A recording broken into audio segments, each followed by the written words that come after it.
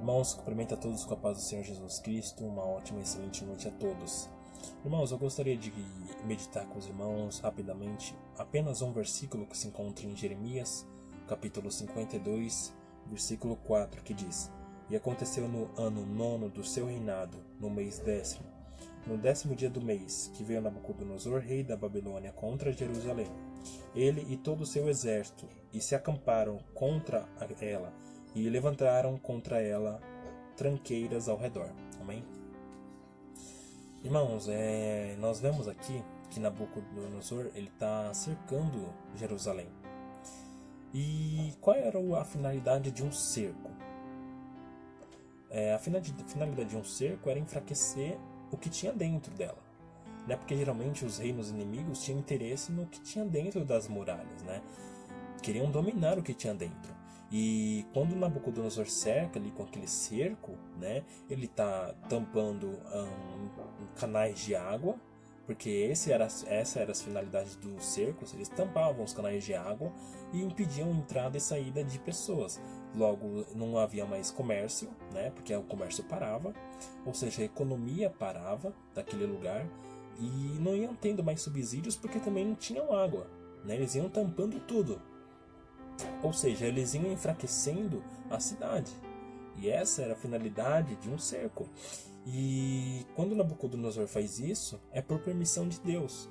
Porque aquele povo, eles vão chegando num tempo em que eles estão se degradando no pecado, né? Eles vão caindo e caindo e caindo e caindo e se distanciando mais e mais de Deus. E Deus, vendo essa situação, ele envia Jeremias. E aquele povo não aceita, eles negam Jeremias, tanto é que a gente vê que eles chamam Jeremias de falso profeta. E, irmãos, se nós analisarmos, o inimigo faz exatamente isso.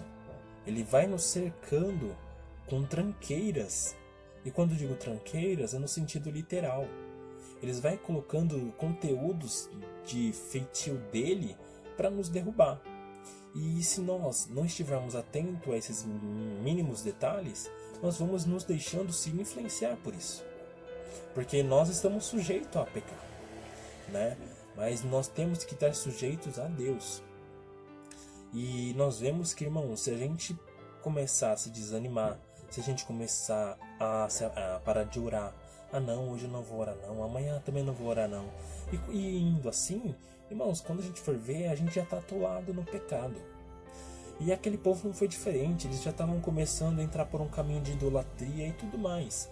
E Deus, vendo aquilo, envia Jeremias, e pela sua infinita misericórdia, Deus dá uma chance de reconciliação por parte deles. E aquele povo praticamente eles negaram a ajuda que Deus deu. Eles negaram, jogaram na lama a chance que o próprio Deus deu pela sua misericórdia. E Deus dá de bom grado aquelas cidades, né, do seu povo.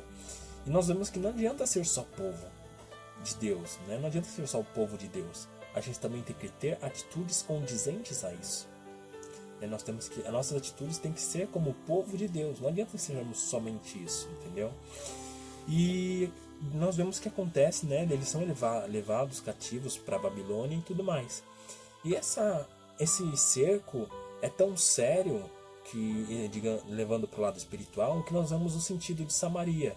Houve um cerco em Samaria que as próprias mães começavam a cozinhar os seus próprios filhos para ter como sobreviver, né? Por conta que o cerco é exatamente isso que eu falei no início. Ele vai enfraquecendo a cidade, vai enfraquecendo, o povo não vai tendo mais subsídio, não vai tendo mais comida, e a fome começa a aparecer.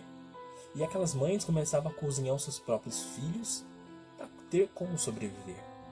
E olha onde aquele povo ia chegando, irmãos. Olha onde o povo ia chegando. Então isso é muito sério, irmãos. Nós temos que estar atentos ao passo do inimigo. Porque ele vai colocando aos poucos tranqueiras. Coloca um pouco hoje, coloca um pouco amanhã. E se nós não estivermos atentos a essas coisas, nós vamos acabar caindo. E nós temos que estar atento também aos Jeremias que passam pela nossa vida.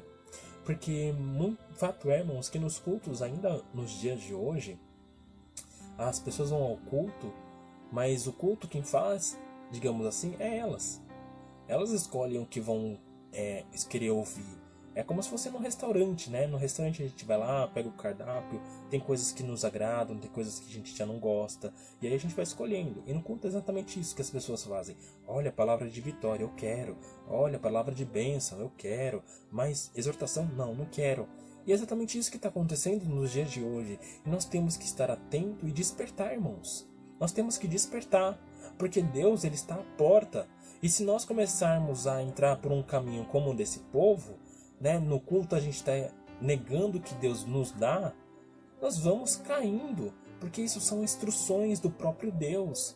Aquele povo que está no púlpito não é fazendo brincadeira, porque a obra de Deus não é uma brincadeira.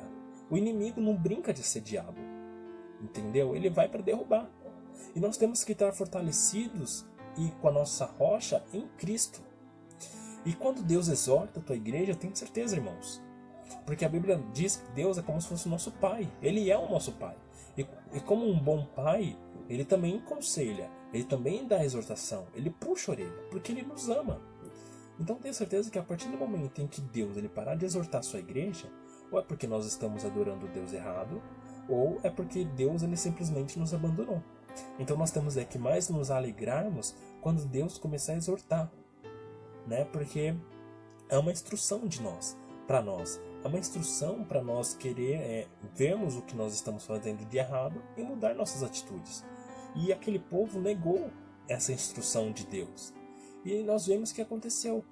Aquele povo foi caindo e foi caindo e foi caindo. E quando foi ver, o Nabucodonosor já estava dentro da cidade, já tinha tomado e levou eles cativo. Então, irmãos, nós temos que estar atentos aos passos do inimigo, nós temos que estar atento a nós mesmos, porque somos os nossos passos que vai levando a isso. Porque o inimigo ele não tem autonomia de tomar a força. O inimigo, o que ele faz? Ele vai colocando tranqueiras, bobagens, vai criando picuinhas, vai criando situações dentro do nosso templo. E quando nós vamos ver, é irmão brigando com o irmão, é irmão discutindo com a irmã, porque isso, porque aquilo. E isso é contrário do que nós vemos das instruções que vemos na Bíblia. Nós temos que andar em unidade, nós temos que andar condizentes com Cristo. Irmãos, nós temos que nos unir, é momento de ter união, é momento de ter unidade. Nós não podemos deixar que o mundo afora nos influencie. Nós temos que ser os influenciadores pro mundo. Nós temos que evangelizar, né? E é muito contrário o que está acontecendo nos dias de hoje. Então, irmãos, nós temos que estar atentos a tudo isso, porque se nós continuarmos entrando por um caminho desse, quando nós formos ver, nós vamos estar totalmente atolados como aquele povo. E o inimigo vai conseguir o que ele quer, porque o que ele tem interesse, né, os reinos inimigos, o que eles tinham interesse no cerco, era totalmente o que tinha dentro da muralha, que era o povo, que é a cidade, que é a riqueza. E qual é a nossa riqueza? É a nossa salvação, é o nosso Deus. E se nós deixarmos sermos influenciados por isso, quando nós formos ver, o inimigo já está aqui dentro. Porque a Bíblia diz que há como a gente, tem como a gente, né, extinguir o Espírito Santo. E se o templo aqui dentro, que nós somos o templo, nós queremos nisso, se o nosso templo aqui dentro ficar vazio, sem a presença do Espírito Santo, nós vemos o que acontece. Porque Jesus diz isso, né? Vai acontecer de vir um espírito aqui dentro, vai acontecer do inimigo começar a dominar a gente. Nós vamos estar no pecado exatamente onde o inimigo quer. Então, irmãos, vamos cuidar de nós mesmos. Vamos cuidar uns dos outros. Porque nós somos irmãos, nós não somos inimigos. E nós temos a obrigação de cuidarmos do nosso templo aqui dentro. Nós temos a obrigação. Então, irmãos, vamos estar atentos a tudo isso que acontece ao nosso redor. Porque se nós não estivermos atentos, nós vamos ver muitas tranqueiras. E vamos começar a estar entrando por um caminho perverso. E foi essa a palavra que Deus colocou no meu coração. Deixando claro que eu não estou apontando o dedo, porque a palavra fala primeiro com o pregador, então a palavra falou muito comigo antes de eu estar falando com vocês. Então, irmãos, vamos estar atentos a tudo isso, vamos estar atentos nos nossos passos, nas nossas atitudes, porque as nossas atitudes têm que ser condizentes com a de Cristo. Nós temos que estar unidos, porque o que nós queremos, o que nós almejamos no dia, né, do juízo final, é termos a nossa coroa, é estarmos salvos com Cristo eternamente. E para isso, nós não vamos conseguir chegar nesse ponto se nós hoje estivermos totalmente separados. Nós temos que ser uma igreja unida. E é com a união que nós vamos conseguir chegar na famosa Canaã celestial, a qual tanto nós aguardamos. Amém, irmãos?